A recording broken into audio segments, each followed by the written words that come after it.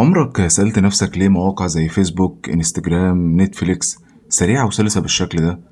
يعني انت لما بتعمل لايك، بتعمل كومنت، بتتفاعل، بتعمل اي اكشن في المواقع دي، بتحس كده انك يعني بتتعامل مع ابلكيشن. الموضوع سلس جدا، فاهم؟ السر ببساطة ورا كل ده هم انهم مبنيين بتقنية رياكت او من خلال رياكت جي اس. رياكت اللي هي واحدة من اشهر المكتبات في جافا سكريبت، واللي لو انت اتعلمتها انت حرفيا بتفتح لنفسك سوق ضخم جدا، لان ببساطة هي مطلوبة بشكل كبير جدا في سوق العمل. وعشان اثبت لك، انت لو رحت على اللينك ده وبحثت عن الوظائف الخاصة بالبرمجة في مصر او في الوطن العربي ايا يكن، هتلاقي ان اكتر وظيفة مطلوبة هي وظائف رياكت جي اس. ابحث عن وظائف بايثون، ابحث عن وظائف مثلا جافا سكريبت، ابحث عن وظائف ايا يكن، وابحث عن رياكت جي اس تحديدا، هتلاقي ان رياكت جي اس واحدة من اكتر الوظائف المطلوبة. فحرفيا انت لو اتعلمتها انت بتفتح لنفسك سوق ضخم جدا. بالاضافة ان رياكت نفسها هي اداة مهمة جدا، هي مش مجرد اداة انت بتكتب بيها كود. حرفيا رياكت دي اللي هتنقل مستواك كفرونت اند ديفلوبر لمكان تاني خالص. هتبني بيها حاجات معقدة، هتعمل بيها واجهات مستخدم معقدة وسريعة جدا من خلال حاجة اسمها الكومبوننتس. الكومبوننتس هو مفهوم ان شاء الله احنا هنتعلمه من خلال رحلتنا في كورس رياكت، هنتعلمه ان شاء الله بالتفصيل. ولكن يعني بشكل مبدئي كده، الكومبوننتس دي هي الحاجة اللي انت بتكتبها مرة واحدة بس، وتقدر تعيد استخدامها في الكود بتاعك في اماكن كتيرة جدا. فدي حاجة يعني بتوفر عليك وقت ومجهود وسرعة بشكل كبير جدا، ودي حاجة بتوفرها لك رياكت. فمن ناحية الشهرة والطلب في سوق العمل هي مهمة جدا ومطلوبة جدا.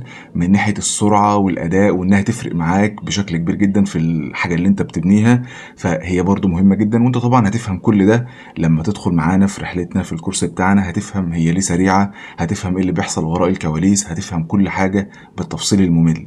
فالكورس ده مش هيتشرح لك فيه مجرد قشور، مش هيتشرح لك فيه كلام نظري بس. الكورس ده هيمشي على مسار عملي، هياخدك من تحت الصفر وهيمر بيك بتحديات وأمثلة من خلال كود ومن خلال كتابة ومن خلال مشاريع. كل ده إن شاء الله هيطور مستواك وهيخليك قادر إن أنت تدخل سوق العمل وأنت واثق في قدراتك، وتقدر إن أنت تعمل المشاريع الخاصة بيك بأفكارك وبإبداعك أنت. ولكن علشان تكون فاهم كده، الكورس ده ان شاء الله هيتشرح وهيكون موجود عندي وهيكون موجود في منصة نوفل. طبعا انا هسيب لك اللينك تحت في الديسكريبشن. هيكون موجود على منصة نوفل بشكل مجاني وعندي هنا بشكل مجاني. ولكن بس عشان تكون فاهم، الكورس ده هيكون عليه تحديات. التحديات دي هتلاقيها على منصة نوفل، هيكون عليه أمثلة عملية، أمثلة كتابية. التحديات بالمناسبة هتكون بينك وبين زمايلك أو بينك وبين بوت أو بينك وبين نفسك. التلات تحديات موجودين وهو ده مطلوب. ولكن علشان تكون فاهم، لما اطلب منك تروح تحل تحدي لازم تروح تحله، ما تكسلش، لان دي حاجة مهمة جدا وده هيتبني عليه في الشغل اللي هيجي بعد كده في الكورس. لو انت كسلت فما تزعلش مني، لا تلومن الا نفسك. تمام؟ ان شاء الله هتلاقي بقى امثله عمليه، امثله كتابيه، كل الحاجات اللي احنا اتكلمنا عنها هتلاقيها موجوده بالخطوات بالظبط ومشروحه تحت كل فيديو. هتلاقي كل حاجه موجوده عندك، هتخليك ان شاء الله تستفيد بكل حاجه موجوده في الكورس بتاعنا. وانت بتحل تحدي، لو قابلتك اي مشكله في الكورس عامه، لو قابلتك اي مشكله تقدر ان انت تتواصل معايا او تكلمني بقى على اي موقع من مواقع السوشيال ميديا. هسيب لك كل حاجه عندي. طبعا انا سايب شات جماعي بينكم وبين بعض في منصه نوفل على الكورس، تقدروا ان انتوا تتناقشوا وتتكلموا فيه مع بعض.